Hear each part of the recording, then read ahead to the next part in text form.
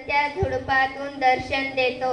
ही गोष्ट ऐकली आणि वचन, कारण खरोखर आमचा देह भस्म करणारा अग्नी आहे. इब्री 12:29 आणि गाणं.